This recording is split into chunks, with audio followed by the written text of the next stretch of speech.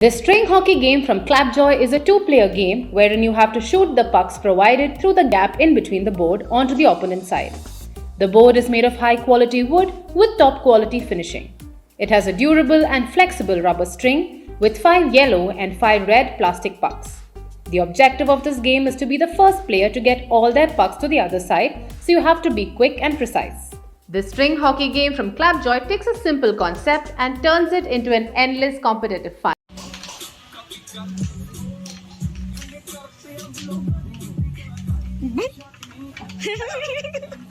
बम cheating कर रहा है।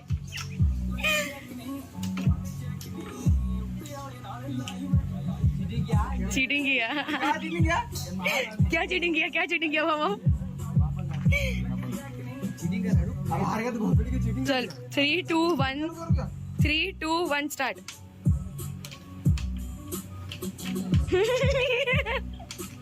बम क्या हुआ एक्सपीरियंस?